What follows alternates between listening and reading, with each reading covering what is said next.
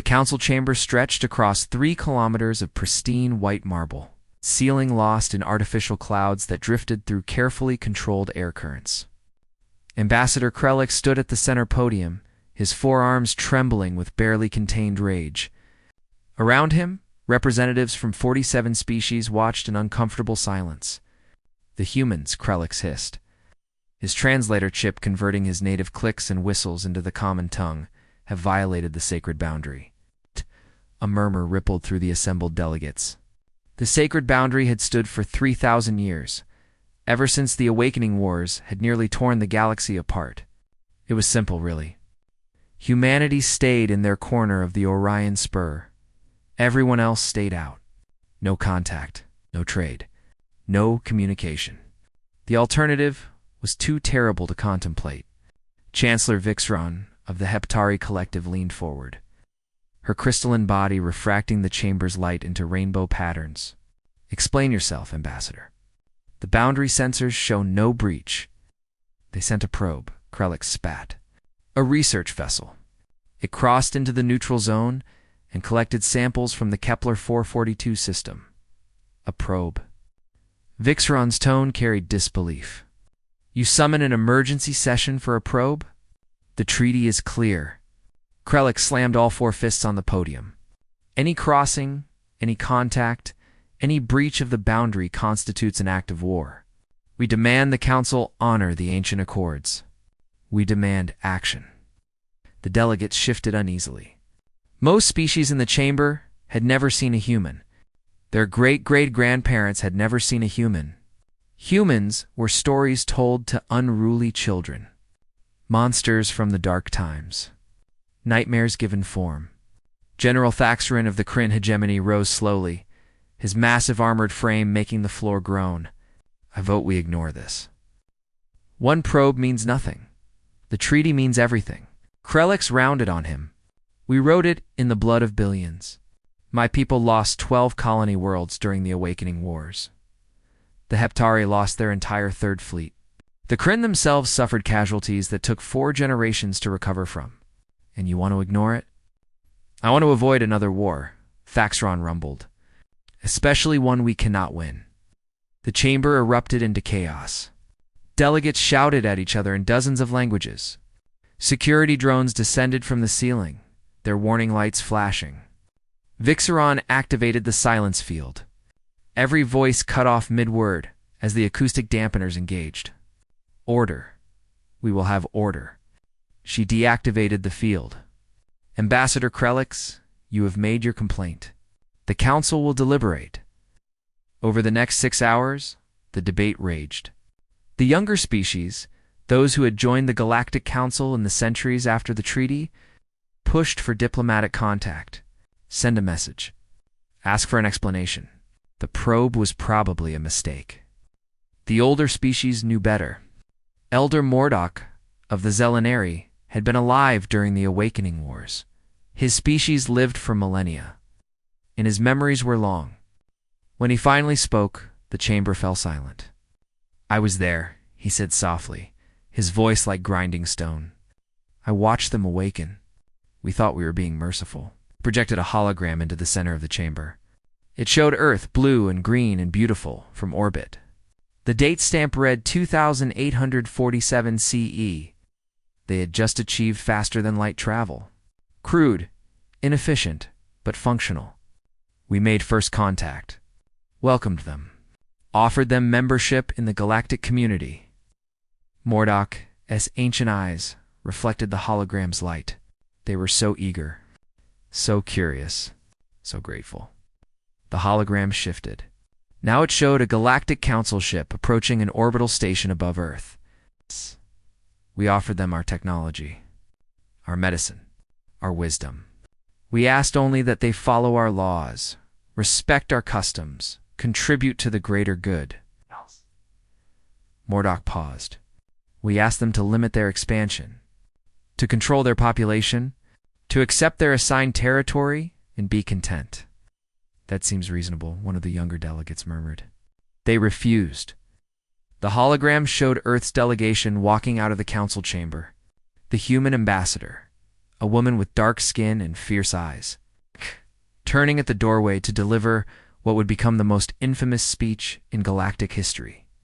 Her words had been recorded, analyzed, and debated for 3,000 years. You came to us with open hands and said, "Join us. Be like us. Follow our rules." You offered us a cage made of gold and called it paradise. You asked us to stop growing, stop expanding, stop being what we are. You asked us to be small, to be safe, to be content with the scraps from your table. We are humans. We don't do content. We don't do limits. We don't do cages. We will find our own way among the stars, and you cannot stop us. The hologram showed her leaving. It showed the council's shock. Then it showed what came next. We tried to enforce our laws, Mordok continued. We sent 3 battle groups to blockade Earth, to teach them respect, to show them that the galaxy had rules. His voice dropped to a whisper. They destroyed all 3 battle groups in 4 hours. We lost 70,000 ships. They lost 43. The chamber was silent. So we escalated. We sent the full might of the Galactic Armada, 12 species, 5 million vessels. We would end this quickly, we thought. Show these upstart primitives their place. The hologram showed the battle of the outer reaches. Flashes of light against the black, ships dying by the thousands. The war lasted 11 years. They shouldn't have one. By every calculation, every simulation, every tactical analysis, they should have been crushed in the first week. But humans don't fight like we do. They don't follow the accepted conventions of warfare. They don't respect the rules of engagement. Mortok's hands clenched. They attacked supply lines we thought were too far behind the front to need defending. They struck at civilian infrastructure. They used biological weapons, psychological warfare, tactics that violated every law of civilized combat. And when we captured their soldiers, they refused to surrender properly. They escaped. They fought to the last. They made us kill them because keeping them prisoner was too dangerous. Barbarians, someone muttered. No, Mordok said sharply. Survivors. We were fighting for glory, for territory, for the principle of order. They were fighting for their species' right to exist. There is no more dangerous enemy than one who will not accept defeat. The hologram shifted again. It showed a planet burning. Then another. Then another. By the war's end, we had lost 97 colony worlds, 400 billion lives. The galactic economy collapsed. The council itself nearly fell. And the humans? Mordok laughed bitterly. They had expanded into 40 new systems, doubled their population, and developed weapons we still don't fully understand. So we made the treaty, Vixron said quietly. We begged for the treaty, Mordok corrected, and they granted it because they had proven their point. They drew a line around their territory and said, "Stay out and we'll stay in." We agreed. We have honored that agreement for 3,000 years because we learned a terrible truth. What truth? A young delegate asked. That humans are what happens when evolution selects for stubbornness over sense, for innovation over tradition, for chaos over order. Mordok looked at each delegate in turn. We built a galactic civilization on cooperation, hierarchy, and rules. They built their civilization on competition, rebellion, and breaking every rule they could find. In a universe governed by our principles, they should have died out in their Stone Age. Instead, they conquered their planet, then their system, then challenged us for the galaxy itself. The hologram disappeared. Mordok sat down slowly. So yes, Ambassador Krellix, the treaty is clear. A probe crossed the boundary. That is technically an act of war. The ancient being's eyes locked on the Krellix. The question is, are you prepared to face what comes next? The chamber fell silent. No one voted for war. Instead, they did what the galaxy had done for 3,000 years. They pretended the boundary was still intact, and they prayed the humans would go back to ignoring them. Aliens break a 3,000-year truce and declare war. Humanity laughs. Part 2. Commander Sarah Chen floated in the observation dome of Research Station Kepler 7, watching the probe's data stream across her neural interface. The little machine had done its job perfectly, collecting samples from the asteroid belt, mapping gravitational anomalies, and returning home with a wealth of scientific data. She had no idea she'd just started an intergalactic incident. "Commander, we're getting something weird on the long-range arrays," Lieutenant Marcus Webb called from the communications station. "Some kind of broad-spectrum transmission. Old format. Really old." Sarah pulled herself down the access tube to the comm center, her magnetic boots clicking against the deck plating. "How old?" "Galactic Council old." Marcus looked up, his dark eyes wide.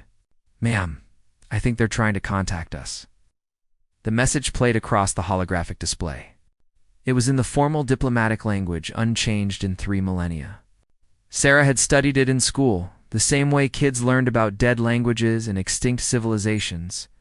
She never thought she'd actually need to use it. The message was simple. Humanity has violated the sacred boundary. Withdraw all assets beyond the treaty line immediately, or face the consequences of your aggression. House?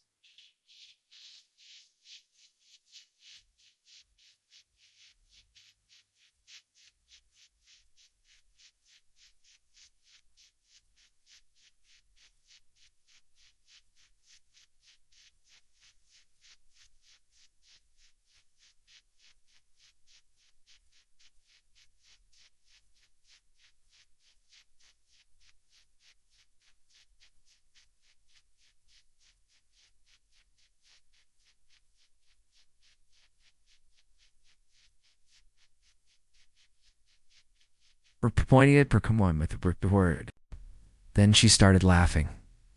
"Ma'am?" Marcus looked concerned. "Should I be worried that you're laughing at a war declaration? They think we're invading." Sarah wiped tears from her eyes. "We sent one research probe 3 light years past the boundary to study an asteroid field, and they think we're invading. Are we going to respond?" "Oh, we're definitely going to respond." Sarah pulled up her command interface. "But first, I need to call Earth. This is way above my pay grade." 6 hours later, the emergency session of the United Earth Council convened. President James Morrison sat at the head of the table, looking tired. He'd been woken up at 3 in the morning for this, and he was not happy about it. "Let me get this straight," he said slowly. "We sent a probe to study rocks. Rocks that are technically in neutral space, mind you, not their territory. And they declared war?" Secretary of Defense Admiral Patricia Okonkwo nodded. "That's the situation, sir. The probe crossed the neutral zone boundary by approximately 3 light years. According to the ancient treaty, any crossing constitutes an act of war. That's the dumbest thing I've ever heard." Morrison rubbed his face. "What do they want? An apology? Reparations? Should I send them a fruit basket?" "They want us to acknowledge their authority, sir," the Secretary of State, David Chen, said quietly. "This isn't really about the probe. It's about 3,000 years of them pretending we don't exist, and us returning the favor. They built their entire civilization on the idea that they scared us into submission." "Did they scare us into submission?" Morrison asked. "No, sir. We agreed to the boundary because we were tired of fighting, not because we were losing. The history is pretty clear on that. We signed the treaty because expansion in 40 other directions was more interesting than continuing to fight them." Morrison leaned back in his chair. "What's the military situation?" Admiral Okonkwo brought up a holographic display. "We've had 3,000 years to advance without their interference. They've had 3,000 years to stagnate in their comfortable little empire. Our current fleet consists of 4,000 heavy cruisers, 12,000 destroyers, and approximately 40,000 support vessels, all equipped with quantum drives, plasma shielding, and AI-assisted targeting systems. And them. Based on our long-range observations, they have significantly larger numbers but inferior technology. They still use fusion drives and physical armor. Their weapons are kinetic railguns and early-generation energy weapons. They fight in formation lines, like naval vessels from Earth's 18th century." She paused. "Sir, it wouldn't be a war. It would be a massacre. Our massacre or theirs?" "Theirs, sir," decisively. The room fell silent. Morrison looked around the table at the faces of Earth's leadership. "I didn't run for president to start a war with aliens. You might not have a choice, sir, Chen said gently. If we back down now, we set a precedent. They can threaten us anytime we want to expand our territory. We'll be locked in our little corner of the galaxy forever. And if we don't back down, then we either ignore them and dare them to do something about it, or we show them why the boundary exists in the first place. Morrison was quiet for a long moment. How many people would die if this goes hot?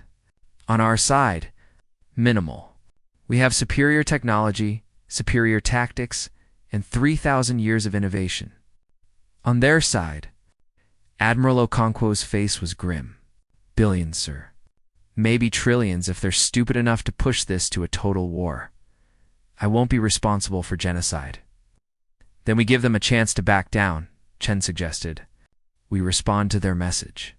We explain that the probe was a scientific mission, not an invasion. We offer to discuss updating the treaty to account for modern realities. And we make it very, very clear what will happen if they choose violence. Morrison nodded slowly. Draft a response. I want it firm, but not threatening. Make it clear we're not afraid, but we're not looking for a fight either. And get me a direct line to this Ambassador Krelix. I want to talk to whoever's pushing for this war. The response was sent 12 hours later. It was a masterpiece of diplomatic language, carefully crafted to be respectful without being submissive. It acknowledged the treaty, explained the probe's scientific mission, and offered to open negotiations for updating the ancient agreement. It also included detailed specifications of humanity's current military capabilities, complete with tactical simulations showing exactly how a modern engagement would play out. This wasn't a threat. It was a public service announcement. The Galactic Council received the message and immediately went into emergency session. The younger species saw the olive branch. The older species saw the iron fist holding it. And Ambassador Krelix saw red. They mock us. He raged before the assembled delegates. They send us technical data as if we're children who need lessons in warfare. They offer to update a treaty they have already violated. This is an insult to every species in this council. This is a warning, Elder Mordok said quietly, and we should heed it. You would have us bow to these barbarians? These rule breakers?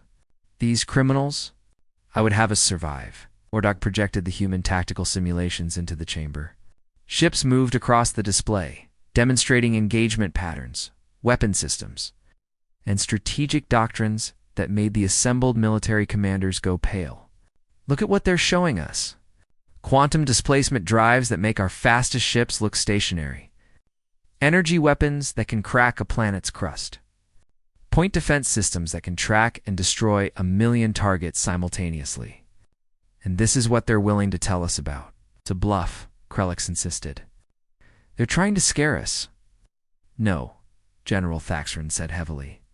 They're trying to save us. This is what humans do before they fight. They show you exactly how you'll lose, and they give you a chance to walk away. I've studied their history. They did it before every major war they ever fought among themselves. It's a courtesy. Then we should call their bluff. It's not a bluff. Mordok's voice carried the weight of centuries. I was their ambassador. I saw what they did with primitive weapons and slower-than-light ships. What do you think they can do now? The debate raged for days. Krelix gathered support among the younger, more aggressive species. They spoke of honor, of strength, of not backing down to threats. They argued that the galaxy had grown soft, that the old fears were baseless, that modern technology had changed the balance of power. The older species remembered, and they were terrified. Finally, Chancellor Vixron called for a vote. The measure was simple: declare formal war on humanity for their treaty violation, or accept their offer of negotiation. The vote was close. Closer than it should have been. 40% of the council voted for war. Krelix smiled as he watched the numbers climb. Even though the measure failed, he had proven something important. The galaxy was no longer united in its fear of humanity.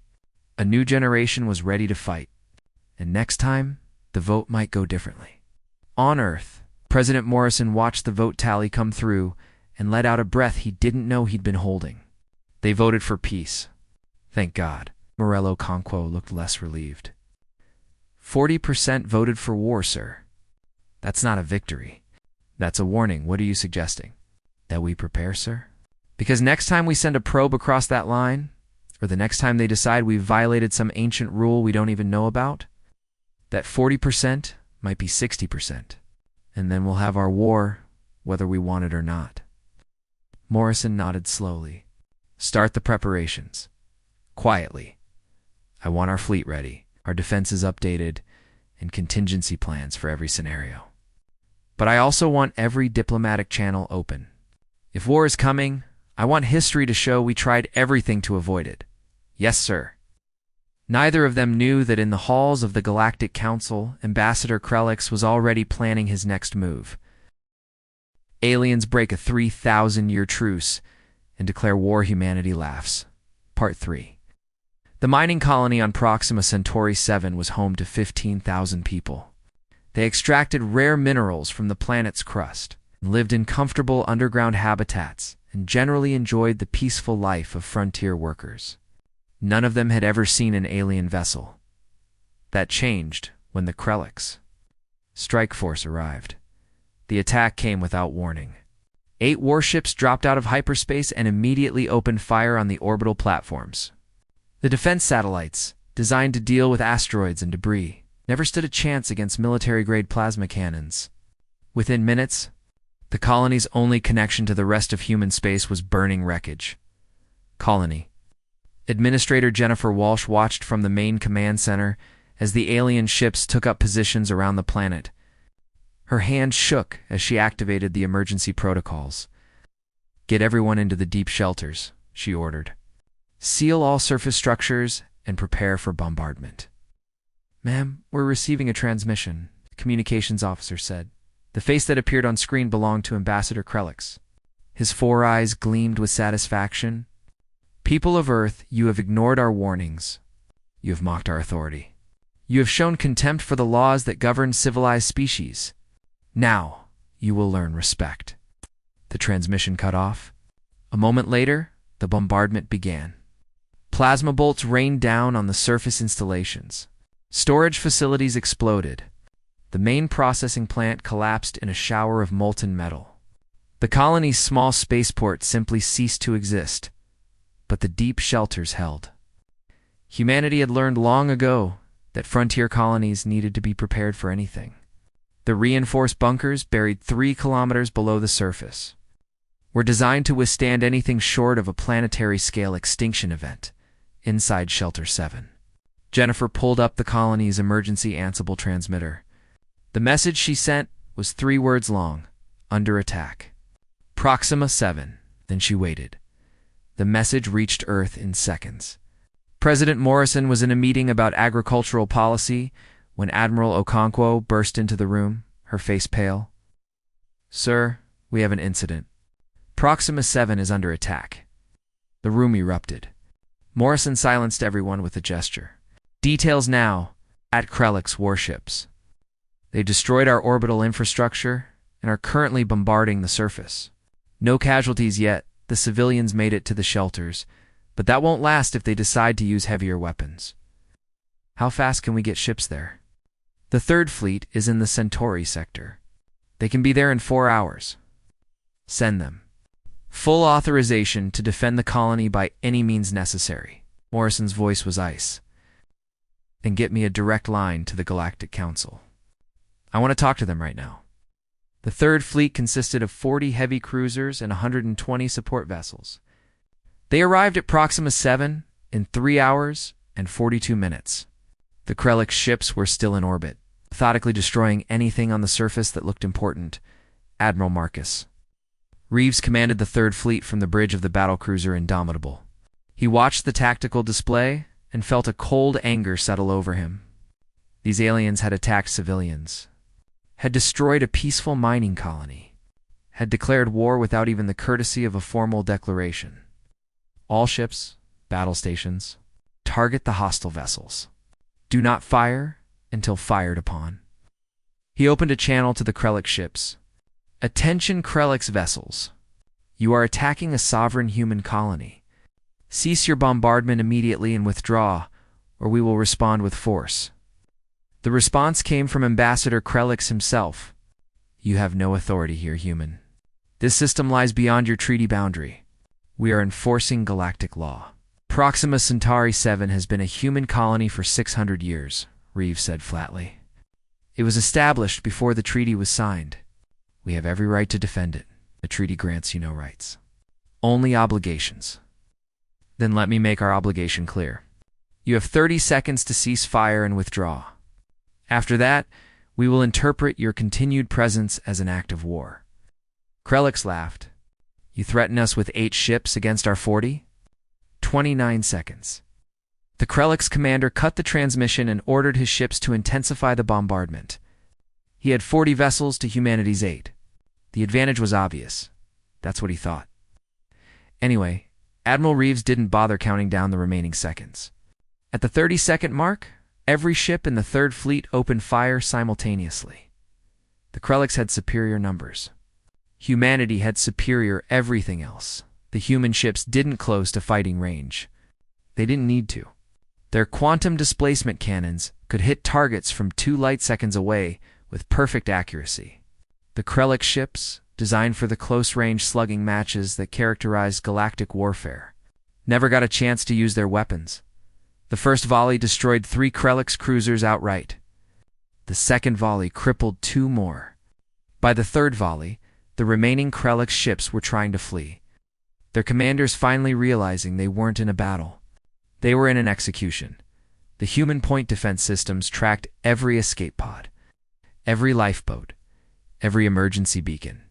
Not to target them, but to save them. When the brief engagement ended, 37 Krelix ships were destroyed or disabled.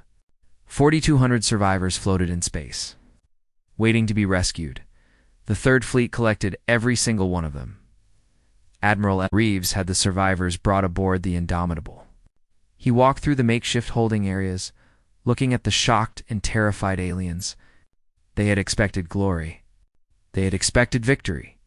They had expected the humans to fight like the old stories said, with primitive weapons and desperate courage. Instead, they hadn't even managed to scratch the human ship's paint. Ambassador Krelix was brought to the bridge in restraints. His forearms were bound, his eyes wide with disbelief. Reeves stood before him, his expression neutral. Ambassador, you and your people are prisoners of war. You'll be treated in accordance with the humanitarian conventions that govern human military conduct. You will not be harmed, tortured, or mistreated. When this conflict is resolved, you will be returned to your people. Reeves paused. I want you to understand something. This engagement lasted 17 minutes. We used approximately 2% of our available firepower. We did not deploy our heavy weapons. We did not use our electronic warfare systems. We did not even bother to engage our defensive shields because your weapons couldn't have hurt us anyway. Krelix said nothing. What could he say? You attacked civilians, Reeves continued. You bombed a mining colony that had nothing to do with your political disputes. You tried to murder 15,000 people whose only crime was living in a place you decided was yours. His voice hardened. In human culture, Ambassador, we have a saying. Don't start nothing, won't be nothing. You started something. Now you're going to live long enough to see how it ends. On Earth, President Morrison stood before the United Earth Council and the assembled media. His face was grim as he delivered his address. 4 hours ago, the Krelix Empire launched an unprovoked attack on Proxima Centauri 7. They destroyed civilian infrastructure and attempted to kill 15,000 innocent people. This attack violated every principle of civilized warfare and every law of interstellar conduct. He paused, letting the words sink in. The Third Fleet responded. In 17 minutes, they neutralized the attacking force with 0 casualties. We have recovered over 4,000 Krelix survivors, all of whom are receiving medical treatment and will be returned to their people when appropriate. The room erupted in questions. Morrison raised a hand for silence. I want to be absolutely clear about something. Humanity did not seek this conflict. We have honored the sacred boundary for 3,000 years. We have lived in peace with our galactic neighbors, asking only to be left alone to pursue our own destiny. But we will not allow attacks on our civilians. We will not tolerate attempts to murder our people. And we will not be bullied by those who mistake our patience for weakness. He looked directly into the camera. Knowing the message would be broadcast across the galaxy to the Galactic Council, we are willing to negotiate. We are willing to update the treaty. We are willing to find a peaceful resolution to this crisis. But understand this: if you choose war, you will lose.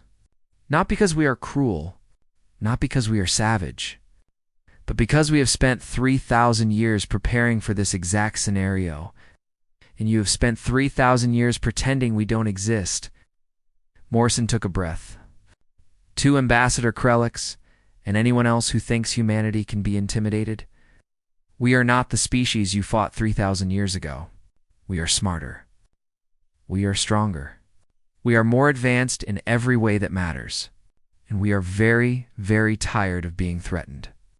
He leaned forward, his eyes hard. The next move is yours. Choose wisely. The transmission ended. Across the galaxy, the Galactic Council received the message in stunned silence. Some species called for immediate peace negotiations. Others demanded revenge for the humiliation. A few simply began evacuating their border colonies, knowing what was coming. Elder Mordock had lived for 3,200 years.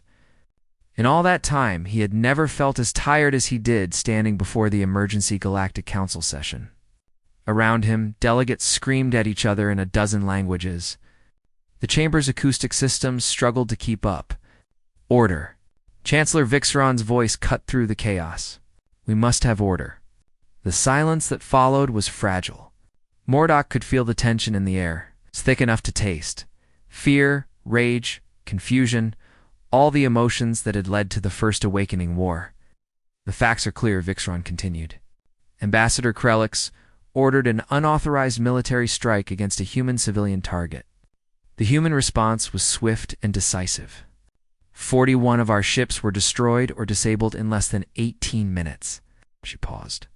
The humans suffered 0 casualties and 0 damage to their vessels. This is a disaster, someone muttered. This is what I warned you about, Mordock said quietly. Every eye turned to him. Ambassador Krelix decided that the old stories were myths, that humanity had grown weak during their isolation, that superior numbers would overcome superior technology. He gestured at the tactical analysis floating above the chamber. He was wrong on every count. The display showed the battle in brutal detail. Human weapons striking from distances that should have been impossible. Defensive systems intercepting projectiles that moved at relativistic speeds. Coordination between ships so perfect it seemed like they shared a single mind. They're not just ahead of us technologically, General Thaxron said, his voice heavy. They think differently. Look at their tactical doctrine. They don't have commanders issuing orders and waiting for confirmation. Every ship operates independently, but in perfect coordination. They're fighting as a networked organism, not as individual vessels following a chain of command. Impossible, one of the younger military delegates protested. The lag time alone would make that coordination impossible. Which is why we can't do it, Thaxron replied. But they clearly can. Quantum Ansible communication, if I had to guess. Instantaneous coordination across any distance. He looked around the chamber. We're arguing about whether to fight them. They're operating with technology that makes our military doctrine obsolete. Then we must sue for peace immediately, someone called out. And what about honor? Krelix's voice rang out. The ambassador was attending the session remotely from his detention cell aboard the Indomitable. His image flickered in the center of the chamber, showing him in human restraints but unbowed. What about our dignity? They humiliated us. Destroyed our ships. Made us look like fools before the entire galaxy. You did that yourself, Mordock said coldly. You started a war you couldn't win. You attacked civilians. You violated every principle of civilized warfare. And now you want us to escalate because your pride is hurt? I want us to show strength. The humans will respect only force. The humans just demonstrated force, Vixaron said. They could have destroyed your escape pods. Could have killed every survivor. Could have bombed Proxima 7 into radioactive slag just to make a point. Instead, They rescued your people, gave them medical treatment, and offered to return them when hostilities cease. She leaned forward. Tell me, Ambassador, if our positions were reversed, would you have shown such restraint? Krellick said nothing. The debate continued for hours. The war faction, led by younger species who had never experienced the Awakening Wars, argued for a massive military response. Gather the full strength of the Galactic Armada. Show humanity that they faced not 8 ships, but 8 million. Overwhelming force would carry the day. The Peace faction, mostly older species who remembered the last war, argued for immediate negotiation. Update the treaty. Establish proper diplomatic relations. Find a way to coexist before more blood was shed. And then there were the realists, who quietly began evacuating their border colonies and preparing defensive positions. They had seen the tactical analysis. They knew what was coming. On Earth, Admiral Okonkwo presented her plan to President Morrison and the United Earth Council. We call it Operation Demonstration, she explained. The goal is not to conquer or destroy. It's to make absolutely clear that continued warfare is suicide. The holographic display showed a region of space near the galactic core, a dozen major shipyards, manufacturing centers, and military installations, all belonging to the Krellick's empire. We hit these targets simultaneously. Precision strikes. No civilian casualties. We destroy their military infrastructure and leave everything else untouched. We demonstrate that we can reach any target in their empire whenever we want, that their defenses can't stop us, and that we're choosing to be merciful. How long would this operation take? Morrison asked. From first strike to last target destroyed, approximately 6 hours. We commit 20% of the fleet.